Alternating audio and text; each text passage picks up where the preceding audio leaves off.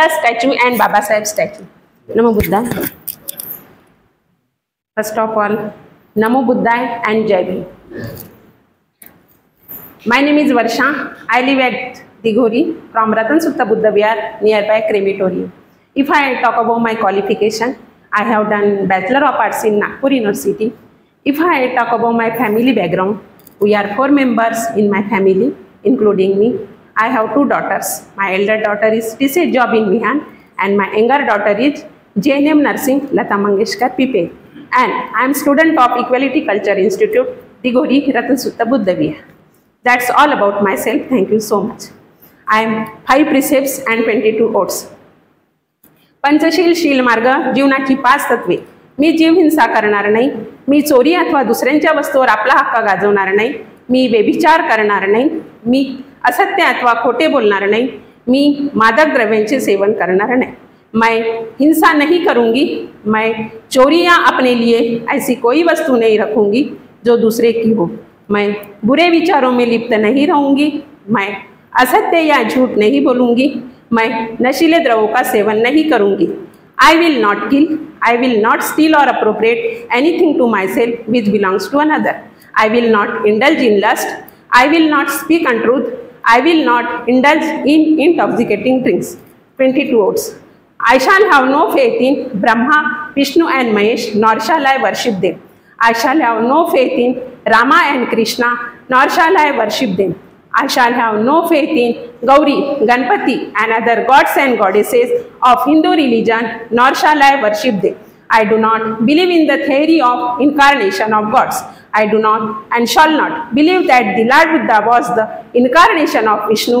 I believe this to be mischievous and false propaganda. I shall not perform Shraddha, nor shall I give Pindadana. I shall not act in any manner contrary to the principles and teachings of the Buddha. I believe in the equality of mankind. I shall endeavor to establish equality. I shall follow the Noble Eightfold Path taught by the Buddha. I shall follow the 10 paramitas enunciated by the Buddha. I shall be compassionate to all living beings and nurture them with care. I shall not steal. I shall not tell lie. I shall not commit carnal sins. I shall not consume liquor. I shall strive to lead my life in conformity with the 3 principles of Buddhism, that is Prajna, wisdom, Shil, character and Karuna, compassion. I hereby embrace Buddhism by renouncing my old Hindu religion, which is detrimental to the prosperity to the humankind and discriminate human beings and treat them low. I firmly believe that the Buddha Dhamma is the Sat Dhamma. I believe I am entering the new life. Hereafter, I pledge to conduct myself in accordance with the teachings of the Buddha. Education is the most important weapon which can be change your world. जय भीम. वंदना. मी माझा परिचय देतो. मी देवीदास बांबोडे. माझं राहणं दिघोरी ताजबाग आणि मी government सर्व्हिसमधून deputy commissioner म्हणून retire झालो. तर दिघोरीला मी साधारणतः आता 3 वर्ष झालेले आहे आणि सातत्याने म्हणजे आम्ही क्लास घेतो. तर आता जे आमच्या क्लासमध्ये आहेत सध्याच्या परिस्थितीमध्ये एक जवळजवळ म्हणजे काय की दररोज आमच्या क्लासमध्ये म्हणजे आमचा क्लास जो आहे साधारणतः 2 ते 4 पर्यंत असतो. आणि आमच्या क्लासचं वैशिष्ट्य असं आहे की आमच्या क्लासमध्ये उशिरा येत नाहीत लोक. म्हणजे मी माझ्या क्लासचं वैशिष्ट्य सांगतो, तुमच्या क्लासचं सुद्धा तेच असेल. पण आमच्याकडे कसं आहे की डिसिप्लिनला खूप महत्त्व आहे. कारण काय आहे की जर समजा डिसिप्लिन नसेल तर तुम्ही जीवनात काहीच करू शकत नाही. आणि हा क्षण काही परत येणार नाही. आपल्याला जर असं वाटत असेल की मी उद्या करेल तो क्षण कधी येत नाही. जेव्हा माणूस जन्माला येतो म्हणजे जेव्हा कन्सीव्ह होते तर त्याच वेळेस म्हणजे मृत्यूची पण सुरुवात झालेली असते. आपल्याला असं वाटते की बाबा गर्भधारणा झाली तर आता याला काही नाही आहे, पण जशी गर्भधारणा होते ना तर मृत्यूला पण सुरुवात झालेली असते. तर आताच म्हणजे भंतेजींनी फार चांगलं सांगितलेलं आहे की बुवा समाज कुठल्या दिशेने चाललेला आहे, फार सुंदर सांगितलेलं आहे त्यांनी. आणि नैतिकतेवरती म्हणजे काय की नैतिकता ही असायलाच पाहिजे, कारण की बाबासाहेबांचे कोटेशन्स आहेत, सगळं काही आहे. किंवा लोक मला म्हणजे काय की माझ्या शिक्षणामुळे घाबरत नाही आहे, तर माझ्या कॅरेक्टरमुळे घाबरतात, हे बाबासाहेबांचे म्हणजे कोटेशन्स आहेत. आता आपल्याला म्हणजे कसं आहे की जर समजा समाजाला पुढे घेऊन जायचं असेल, कारण काय झालेलं आहे की आता जसं मी आहे तर मला असं वाटतं की बाबा मी जे करतो तेच बरोबर आहे, दुसऱ्याला वाटते की तो जे करतो ते बरोबर आहे. म्हणजे प्रत्येक जण हा स्वतःला कमी लेखायला तयारच आहे, आणि ही समाजाची परिस्थिती आहे. आपल्या समाजामध्ये इगो हा ठासून भरलेला आहे, अहम म्हणतो ना त्याला, तर तो म्हणजे काय की अगदी खूपच भरलेला आहे. म्हणजे आपण म्हणजे स्वतःला कमी लेखतच नाही, स्वतःला कमी लेखत नाही. दुसरी गोष्ट म्हणजे कसं आहे की आपल्यामध्ये द्वेष भावना खूप आहे. म्हणजे आपल्यामध्ये काय की हे मानवामध्ये द्वेष भावना आहेच. जर समजा आपल्याला असं वाटत असेल की आपण बुद्धिस्ट आहोत आणि आपल्यामध्ये द्वेष भावना नाही, फार क्वचित मनुष्य आढळतो की ज्याच्यामध्ये द्वेष भावना नाही. कारण जर बघा की आपला मुलगा किंवा शेजारचा मुलगा फर्स्ट क्लासमध्ये आला असेल आणि आपला मुलगा पण त्याच वयाचा असेल, तर तो फर्स्ट क्लासमध्ये आला तर त्याचा आपल्याला तेवढा आनंद होत नाही, त्याचा तेवढा आपल्याला आनंद होत नाही. तुम्ही म्हणजे काय की तो निरखून पाहतो, म्हणते माझा मुलगा नाही आला, माझ्या पोराला सगळे काही म्हणजे फॅसिलिटीज आहे, सगळं काय, त्याचा पोरगा कसा आला काय. आणि आता हे तर झालं मुलांच्या बाबतीत. इवन म्हणजे शेजारच्या मुलीला जर समजा चांगला नवरा मिळत असेल तोही आनंद होत नाही, तिच्या त्या पोरीला कसं काय मिळालं. आपुलकीची भावना नाही, आत्मीयतेची भावना नाही. इव्हन म्हणजे जर समजा शेजारीने चांगली साडी घेतली असेल तरी म्हणताय काय तिच्याजवळ एवढे पैसे आले कसे, साडी कशी काय घेतली तिने, काय तिच्याजवळ इतके कसे काय पैसे आले. म्हणजे आपण जे आहे आपण इतरांच्या बाबतीत सद्भावना किंवा मंगलभावना आहे का. आणि हे तुम्हाला म्हणजे काय की हे 99% लोकांमध्ये आढळतं. मी सुद्धा एक्सेप्शन नाही आहे.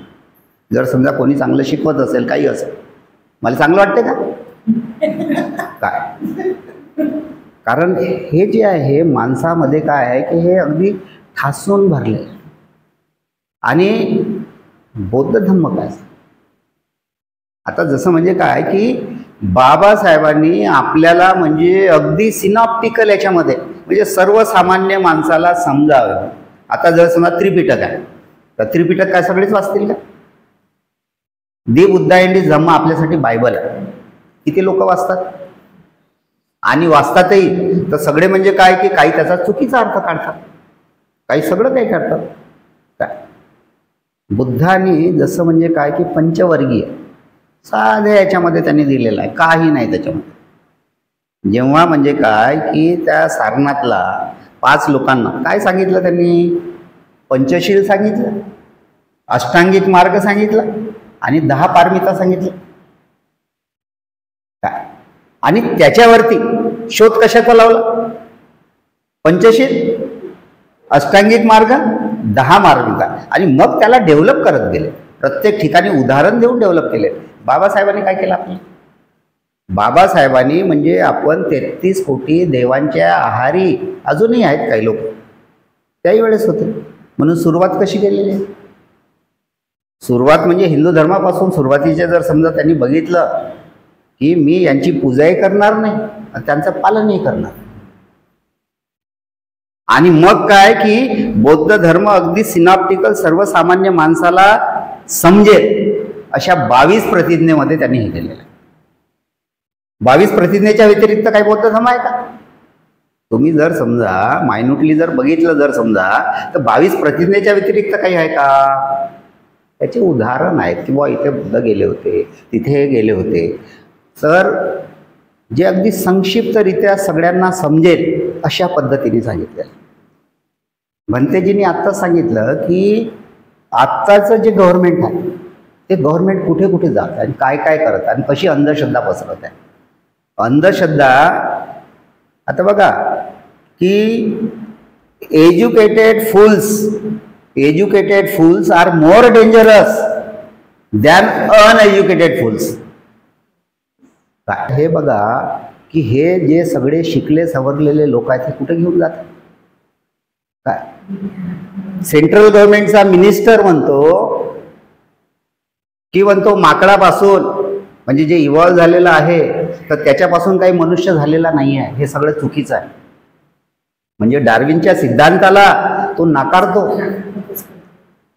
तर आपलं काय आहे की सध्याची जी परिस्थिती आहे सध्याची परिस्थिती म्हणजे अत्यंत अवघड आहे, फारच अवघड आहे. सांगा की आपल्याला हे सगळे म्हणजे काय की अंधश्रद्धेमध्ये हे सगळे गुंतवून ठेवत आहेत. आणि आज झालं काय आहे की आज व्हॉट्सअप युनिव्हर्सिटी फार मोठ्या जोरात आहे, खूप मोठ्या जोरात आहे व्हॉट्सअप युनिव्हर्सिटी. पुस्तकाचं वाचन जे आहे ते कमी झालेलं आहे, खूपच कमी झालेलं आहे. आपण पुस्तकं वाचतच नाही, आपण व्हॉट्सअपवरती बघतो, आपण यूट्यूब बघतो, आपण सगळं काय बघतो. आणि आता टेक्नॉलॉजी अशी आहे, फार टेक्नॉलॉजी एवढी डेव्हलप झालेली आहे की इव्हन तुम्ही तिथे हजर जरी नसाल तरी तुम्हाला दाखवून कोणत्याही स्थितीमध्ये दाखवू शकतात आणि कोणी नाकारू शकत नाही. कोणाला म्हणजे खरं वाटेल इतकी टेक्नॉलॉजी झाली. म्हणून आपल्याला जर समजा आपल्या समाजाला जर समजा पुढे घेऊन जायचं असेल, आता काय झालेलं आहे की आता मी 60+ आहे, तुम्ही सुद्धा म्हणजे काय की 40च्या नंतरच आहात, फार कमी लोक असतील, बरोबर आहे. म्हणजे आपण अर्ध्या वाटेवरती आहोत, जाण्याच्या मार्गावरतीच आहोत. कारण की आजकाल म्हणजे काय की आपलं तसं वय जे आहे म्हणजे लाईफ स्पॅन आहे भारतामध्ये ते 73-74 लाईफ स्पॅन जे आहे त्यावेळेस म्हणजे माणूस जातो. जर समजा आपल्याला समाजाला पुढे घेऊन जायचं असेल तर लहान पोरांवरती संस्कार होणं फार गरजेचं आहे. लहान मुलं मुली. कारण आपण काय करतो, आपल्याला म्हणजे बाबासाहेब कधी समजते, बुद्ध कधी समजतो की जेव्हा तो 17-18 वर्षाचा आणि ते आई वडिलाचं किंवा काही असेल जर समजा तर त्याच्यामुळे होते. नाहीतर म्हणजे काय की आपले मुलं जे सध्या कॉन्व्हेंटचे आहेत ते तर जयभीम म्हणायला सुद्धा तयार नाही आहेत. म्हणजे ही परिस्थिती आहे आणि ती आपण मान्य करायलाच पाहिजे. तर त्याच्यामुळे काय आहे की जर समजा आपण लहान पोरांवरती दररोज 1 तास संस्कार केला, कारण काय आहे की कुठल्याही गोष्टी करता, कुठलीही गोष्ट घ्या तुम्ही, हे प्रोसेस आहे, ही प्रक्रिया आहे. जर समजा ती प्रक्रियेमधून आपण गेलं जर समजा तर तो ताऊन असू लागून निघतो. आता जर समजा पोळी करायची असेल जर समजा तर त्याची प्रक्रिया आहे ना, गहूया, त्याला निवडा, त्याला म्हणजे काय की दळून आणा, त्याचं हे सगळं ती प्रक्रिया असते ना. तर माणसावरती सुद्धा संस्कार जर करायचा असेल तर ती प्रक्रिया असते. कारण काय आहे की लहान मुलं जे आहे ते मातीचा गोळा आहे, त्याला तुम्ही जसा आकार द्याल तशा पद्धतीने तो तयार होईल. आणि याच्यामधनं काय होईल की जो रिझल्ट मिळेल की नाही, तो रिझल्ट आपल्याला 90% अभाव राहील. 90% अभाव लहान पोरांवरती. आणि लहान पोरांवरती एक दिवस नाही, त्याच्यावरती कमीत कमी 20 वर्ष संस्कार करायला पाहिजे. म्हणजे आता 5 वर्षाचा असेल समजा तर तो जेव्हा 25 वर्षाचा होईल तर 20 वर्ष त्याच्यावरती 1 तास दररोज, 1 दिवसाची जर समजा गॅप ठेवली तर 1 तास दररोज त्याच्यावरती संस्कार होणं गरजेचं आहे. तर आज जर समजा आपण विचार केला तर आज आपल्या नागपूरमध्ये 500च्या वर विहार आहेत. 500च्या वर विहार आहेत. आपल्या नागपूरची जी बौद्धांची जी संख्या आहे ती जवळजवळ म्हणजे 12 लाखाच्या घरात आहे. 12 लाख आहे. आता तुम्ही जर समजा आता भंतेजींनी म्हणजे काय की ते व्रत घेतलेलं आहे की नाही आपण म्हणजे काय की एक सेमिनरी चालवायची, तुम्हाला मार्गदर्शन करायचं, म्हणजे म्हणजे काय की ती बुद्ध अँड धम्माचं म्हणजे काय की नॉलेज द्यायचं सगळं ते. तर मला सांगा की आज जर समजा आपण एका विहारामध्ये 50च विद्यार्थी आलेत 5 वर्षाचे, 5च वर्षात 50 गुणीला 500 करा, 50 गुणिले 500 हा दुसऱ्या वर्षी म्हणजे काय की हे वरती जातील परत एक येतील, म्हणजे हे 20 वर्ष जी आहे ही प्रक्रिया आहे. तर ह्या 20 वर्षामध्ये नागपूर बौद्धमय होईल की नाही? नागपूर बौद्धमय होईल की नाही? आणि काय आहे की आपल्याजवळ काही नॉलेजची कमी आहे का? बाबासाहेबांनी जेवढे पुस्तकं लिहून ठेवलेले आहेत आणि बौद्धांचं म्हणजे काय की बुद्धाचं तत्वज्ञान असं आहे, बाबासाहेबांनीच लिहून ठेवलेलं आहे की म्हणे बुद्धाचं लिटरेचर एवढं आहे की माणूस मरेपर्यंत जरी वाचलं तरी वाचू शकत नाही. हे बाबासाहेबाचं कथन आहे. आणि आपल्याकडे म्हणजे काय की 100 पेक्षा जास्त महापुरुष होऊन गेलेले आहेत, 100 पेक्षा जास्त प्रत्येकाचं लिटरेचर आहे. मग 20 वर्ष जे आहे आपल्याला कुठे जायची गरज आहे का? आपण त्यांना चांगल्या तऱ्हेने आणि दररोज.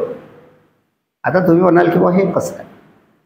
आता जर समजा आपण जर हिस्ट्रीमध्ये गेलो, आपण हिस्ट्रीमध्ये जाऊ किंवा याच्यामध्ये कसं काय झालं हिस्ट्रीमध्ये जर गेलं जर समजा, तर तुम्ही मिलिंद राजाचं नाव ऐकलं असेल आणि नागसेनाचं नाव ऐकलं असेल. आता नागसेन हा सागल राज्याचा राजा होता आणि त्याला म्हणजे भरपूर ज्ञान होतं. काय भरपूर ज्ञान होतं त्याला. आणि त्याच्याकडे पंडित असेल, ऋषी असेल, भिक्खू असेल, ज्ञानी असेल, असं कोणी संत असेल, काही असेल, तर एक तर ते त्यांना बोलावून घ्यायचे किंवा जर ते येत नसतील, त्यांना जर समजा काही अडचण असेल तर तो राजा स्वतः त्यांच्याकडे जायचा आणि त्यांच्याशी म्हणजे चर्चा करायचा किंवा मला याचं वृत्त सांग, हे कसं होते, जन्म कसा होतो, मृत्यू कसा होतो, याच्यामध्ये कसं आहे, हे चाकाला हे कसं आहे. आणि इतके म्हणजे तात्विक प्रश्न विचारायचा की इव्हन म्हणजे त्यावेळेचे भिक्खू परेशान होऊन गेलेले आहेत. आणि एक वेळ अशी आली की त्याच्या राज्यामध्ये हे ज्ञानी म्हणजे जे स्वतःला म्हणतात ते येण्यासाठी घाबरत होते. भिक्खूचा संघ सुद्धा जात नव्हता त्याच्या राज्यामध्ये. नाही म्हणे ते मिलिंद राजा जो आहे तो आम्हाला म्हणजे काय की हे करतो सळो की पळो करतो. मग भिक्खू संघाला म्हणजे त्यावेळेस प्रश्न पडला की हे तर म्हणे भिक्खू संघाची नालस्ती आहे, हे कसं काय होणार आहे त्याच्यात. मग त्यांनी काय केलं की जो नागसेन आहे तो 7 वर्षाचा जो होता, तर 7 वर्षापासून त्याच्यावरती 20 वर्षापर्यंत त्याच्यावरती संस्कार केले भिक्खू संघाने. म्हणजे तो 7 वर्षाचा असताना 20 वर्षापर्यंत आणि 20 वर्षामध्ये त्याची उपसंपदा केली आणि त्याला सगळं त्रिपिटक, सगळं शास्त्र वगैरे सगळं शिकवलं, सगळंच काही. आणि तेव्हा त्याला सांगितलं की आता तुला सागल राज्यामध्ये जायचं आहे आणि मिलिंद राजाशी तुला वादविवाद करायचा. तेव्हा नागसेन काय म्हणाला, म्हणजे असे कित्येक येतील तरी त्यांना हे करणार. आणि त्यावेळेस म्हणजे नागसेन हा 80,000 भिक्खूसह 80,000 तो घेऊन निघाला, त्याच्या राज्यामध्ये गेला. आणि मग ते म्हणजे त्यांना माहीत झालं सगळं काही झालं. तर कसं असते की जेव्हा तुमच्यामध्ये कॅरेक्टर असेल, तुमच्याकडे नॉलेज असेल, ते शिलाचा प्रभावच काही वेगळाच असतो. तो माणूस म्हणजे काय. आणि त्यांच्यामधली जी चर्चा आहे ना ते महिनोगंती चालली. मिलिंद राजाची आणि नागसेनाची जी चर्चा जी आहे ती महिनोगंती चालली. आणि शेवटी नागसेनाने मिलिंद राजाचा पराभव केला आणि मिलिंद राजा शरण गेला आणि बौद्ध धर्माची दीक्षा घेतली त्याने. आता ही हिस्ट्री झाली. बाबासाहेबांनी जर समजा तुम्ही औरंगाबादला गेला असाल तर औरंगाबादला त्यांनी मिलिंद कॉलेज काढलं आणि त्या परिसराला नागसेन वन नाव दिलं. त्याचं कारण काय आहे, त्याच्या मागचं हेच कारण आहे किंवा इथून जे प्रॉडक्ट व्हावं ते नागसेना आणि मिलिंद सारखं व्हावं. कसं आहे की जो शिक्षक आहे तो नागसेनासारखा आणि जो विद्यार्थी आहे तो मिलिंद. पण त्याच्यामध्ये कसं आहे की आज जर समजा तुम्ही मिलिंद कॉलेजला गेला तर हे गेट मी जे सांगितले आहे ते गेटवरती लावलेलं आहे. मी जे तुम्हाला सांगितलं ना ते गेटवरती आहे. म्हणजे औरंगाबादला गेलात ना कोणाला काही विचारलं जर समजा तुम्ही तर लोक म्हणतात हे तर आम्हाला माहीतच नाही. मग आपण कुठे जातो, त्याचा घृष्णेश्वर आहे हिंदू धर्माचे, तिकडे जातात. मी त्यांना पण सांगितलं ओबीसी समाजाला, अरे म्हटलं तुम्हाला प्रेरणा कुठे मिळेल, तुमच्या मुलांना प्रेरणा कुठे मिळेल, तुम्हाला प्रेरणा जी आहे ती मिलिंद कॉलेजमधून मिळेल. तुम्हाला नागसेन म्हणून मिळेल आणि ते मुलं तयार होतात. आता जसं म्हणजे काय की हे बघा, तुम्ही जरी तयार झाले असाल, तुम्ही जर इथे येत असाल की नाही, तर तुम्ही तुमचा मागचा जो काळ आहे तो जरा तपासून पहा. तुमच्यावरती संस्कार झालेत म्हणून तुम्ही इथे आहात. तुमच्यावरती संस्कार नसते झाले तुम्ही क्लासमध्ये आले असते का? तुमच्यावरती संस्कार झालेले आहेत. आपल्यावरती संस्कार झाले. आता मीच काय इथे आलो? कारण की माझ्यावरती कुठे नाही कुठे संस्कार झाले, भंतेची आहेत. हे काय आहे की हा संस्काराचा भाग. आता बाबासाहेब जे आहेत, बाबासाहेब असेच तयार झालेत का? बाबासाहेबांवरती लहानपणापासून संस्कार झालेले आहेत. तुम्ही बघा तुम्ही, कारण ते परळच्या चाळीमध्ये ते एका रूम मध्ये राहत होते. हे दोनच होत्या ना खोल्या, त्या दोनच खोल्या होत्या त्या चाळीमध्ये. तिथेच बकऱ्या असायच्या, तिथेच इंधन असायचं, तिथेच गोवरे असायचे, तिथेच येणारे जाणारे पाहुणे असायचे, सगळे काही असायचे. तेव्हा रामजी काय करायचे? रामजी भीमाला ते लगेच म्हणजे 8 वाजता झोपवायचे. बापुरे तू झोपून जा.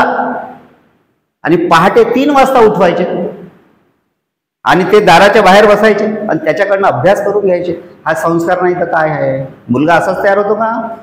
किंवा मुलगी अशीच तयार होते का? जर समजा आपल्याला आपल्या समाजाला पुढे घेऊन जायचं असेल तर हे जे लहान मुलं आहेत, आणि कसं आहे की आज जर समजा तुम्ही लहान पोरांवरती 20 असा कल्पना करा, तो मी सांगतो म्हणून नाही, विचार करायचा, रॅशनलाइज करायचं. कोणती गोष्ट कोणत्याही व्यक्तीने सांगितलं, बुद्धांनी पण म्हटलेलं आहे, मी सांगतो म्हणून ते ॲक्सेप्ट नाही करायचं. तुम्हाला पटत असेल तर घ्यायचं. काय बाबासाहेबांनी सुद्धा धम्मदीक्षा देताना तुम्हाला यायचं असेल तर या, जबरदस्ती नाही. तुम्ही बघा त्यांचे कोटेशन्स. कारण पण त्याच्यात काय बुद्धी असेल तर वापराल, बुद्धी असेल तोच वापरेल की नाही. तर आपण म्हणजे कसं आहे की लहान पोरांवरती हे जर समजा संस्कार केले, असा विचार करा की बाबा प्रत्येक ठिकाणी प्रत्येक विहारामध्ये एक, आणि जास्त नाही, आपण आई वडिलांना सांगा की बाबा 23 तास तुम्ही तुमच्याकडे ठेवा पोरगा. 24 तास असतात ना दिवसातून, 23 तास ठेवा, फक्त 1च तास तुम्ही पाठवा, बाकी काही नाही. आता 1 तास जर समजा आपण सातत्याने दररोज म्हणजे त्याच्यावरती संस्कार केले दररोज, आपण म्हणजे काय की धम्माच्याच बाबतीत सांगणार आहोत का? आपण त्याला ऑलराऊंड तयार करणार आहोत. आपण ऑलराऊंड. आता सायन्स एवढं डेव्हलप झालेलं आहे की मुलांवरती आपण ज्या काही टेस्ट करतो तर आपल्याला माहित होते की बा ह्या मुलाचा इंटरेस्ट कशामध्ये. आता एखादा मुलगा म्हणजे असेल गणितामध्ये खूप स्मार्ट आहे, त्याला गणितात पाठवायचं. एखादा मुलगा म्हणजे काय की सेक्युलेटेड आहे, तो माणसामध्ये मिक्स होत नाही, त्यात तो चिंतन करतो, अरे नाही याचा इंटरेस्ट तर भिक्खूमध्ये दिसते, ठीक आहे इसको ये बाद में ट्रेन. एखादा म्हणजे मुलगा जसा आहे की त्याचा स्पोर्ट्समध्ये जास्त इंटरेस्ट आहे, त्याला स्पोर्ट्समध्ये पाठवा. एखादा मुलगा जर समजा किंवा आपल्या ब्युरोक्रेसीमध्ये आहे, त्याला ब्युरोक्रेसी. म्हणजे तू एखादा मुलगा खूप चॅप्टर आहे, आपल्याला माहित आहे साले याला किती काय केलं तरी याचा चॅप्टरपणा जातच नाही, जाऊ दे याला पॉलिटिशियनमध्ये जाऊ दे. म्हणजे आपल्याला त्यामधून सगळ्या म्हणजे सगळ्या क्षेत्रातील लोक मिळतील. आणि कसे मिळतील? ताऊन सुलाखून मिळतील. कारण 20 वर्ष त्यांच्यावरती संस्कार झालेले आहेत. आणि समाज म्हणजे काय, आणि हा म्हणजे त्याच्यावरती काय आहे की तुम्हाला बौद्ध धम्म तर आपण त्यांना शिकवणारच आहोत, म्हणजे आपण काही कोणावरती अन्याय करणार नाही. पण आपण, आणि याच्यातून अजून एक फायदा होईल. याच्यात फायदा फार मोठा आहे. आपल्याला कोणाशी वाद नाही घालायचा की हा एचा आहे की बीचा आहे की सीचा आहे की कोणत्या ग्रुपचा, आपल्याला काही करायचं नाही त्याच्याशी. ज्याचा पोरगा येत असेल त्यांनी या, त्यांनी शिका, सगळं काही करा. तर जेव्हा यांच्यावरती 20 वर्ष हे सातत्याने संस्कार होईल, इकडे विरोध करायचा नाही, इकडे शक्ती घालवायची नाही. कारण काय आहे की आपण जर समजा म्हटलं की बाबा ए ग्रुपला ए बी सी डी खूप आहे, झेडच्या पलीकडे आहे, तर एवढ्या ग्रुपला एकत्र करतो म्हटलं तर आपण मरून जाऊपर्यंत एकत्र होणार नाही, मी तुम्हाला सांगतो. कारण कसं आहे की प्रत्येकाचे इंटरेस्ट वेगळे. आता जर समजा मी कुठल्या तरी ग्रुपचा राजा आहे आणि तुम्ही मला म्हणाल की बाबा ह्याचं राजपद सोडा, मी सोडणार आहे का? कारण काय की प्रत्येकाचे इंटरेस्ट आहे. म्हणून आपल्याला काय करावं लागेल की लहान पोरांवरती संस्कार करणं गरजेचं आहे. लहान पोरांवरती जर समजा संस्कार केले, मुली आहे मुलं आहे सगळं काही आहे, 20 वर्ष तो जाऊ द्या, तो कॉलेजला जाते जाऊ द्या, तू फक्त 1च तास दे समाजाकरता. आज म्हणजे बघा की ख्रिश्चन कम्युनिटी आहे, ते बरोबर कशी जाते रविवारी, मुस्लिम कम्युनिटी आहे, मुस्लिम कम्युनिटी तुम्ही जाऊ द्या, काही असेल, चुकीचं असेल, काही असेल, आपल्याला तर नाही करायचं. तो 1 लाखामध्ये जरी असेल तरी वालेकुम सलामच म्हणते. त्याचं कारण काय आहे? कारण की त्याच्यावरती लहानपणापासून ते संस्कार झालेले आहे आणि ते संस्कार होणं फार गरजेचं आहे. आपल्याला जर समजा आपल्या समाजाला पुढे घेऊन जायचं असेल तर आपल्या लहान पोरांवरती संस्कार करणं फारच गरजेचं आहे. लहान पोरांवरती संस्कार केले तर त्याचा फायदा म्हणजे इतका होणार आहे, समाजाला तर होणारच आहे. अरे आता तुम्ही कुठेही जा, तुम्ही लग्न कार्यात जा, तुम्ही कुठल्या सभेमध्ये जा, तुम्ही इव्हन स्मशान घाटात जा, तर तुम्हाला 2च प्रश्न विचारले जातात, 3रा प्रश्न विचारले नाही जात. तर काय म्हणतात की तुमचं लग्न झालं का? काय लग्न झालं असेल तर तुम्हाला किती पोरं आहेत, आणि पोरं असतील तर ते काय करतात? कोणी विचारते का की बा एक माळीवरती माळी चढवली का, किंवा दागिने हे काय केलं आहे का, की काही असं कोणी विचारते का? तुम्हाला किती मुलं आहेत आणि मुलं काय करतात? तुम्ही बघा कुठे विचार, हा सर्वसामान्य प्रश्न आहे, हा सर्वसामान्य प्रश्न आहे. मग आपली प्रॉपर्टी काय आहे? आज जर समजा तुमचा मुलगा कलेक्टर झाला तर कोणाच कॉलर राईट होणार? अरे फलाण्याचा पोरगा आहे ना, फलाण्याची मुलगी जी आहे ना ती म्हणजे काय की सीओ आहे तिथली, किंवा म्हणजे काय, अरे ती जी आहे की नाही तो कलेक्टर आहे ना तो बुद्धिस्ट कम्युनिटीचा आहे. कुठल्या कम्युनिटीचं नाव झालं? बाबासाहेब सुद्धा म्हणजे की हे बघा, बाबासाहेबांनी एवढं कार्य केलं, जगात त्यांच्यासारखं कार्य कोणीच केलेलं नाही, कोणीच नाही केलेलं.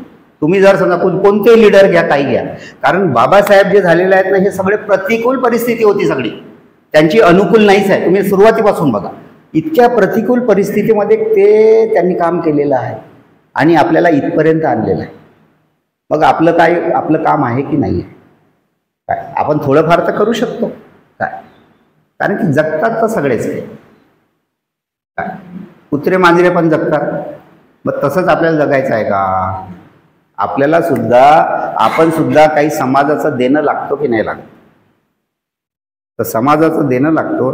त्याच्यामुळे ठीक आहे, जर पैसा नसेल तर तुमची बुद्धी द्या, काय ते नसेल जर समजा तर तुमचं श्रम द्या, नाही असेल तर कमीत कमी क्लासमध्ये येऊन बसा, काय 2 गोष्टी चांगल्या हे करा. आपल्या नाही होत असेल तर आपल्या पोराबाळांना पाठवा, काय पोराबाळांना तर पाठवू शकता काय ऐकण्यासाठी. लोक शिकवतात, नाही शिकवत असं नाही आहे, कारण की फ्रीमध्ये शिकवतात. आता तुमच्याकडनं काही चार्ज केले जाते का?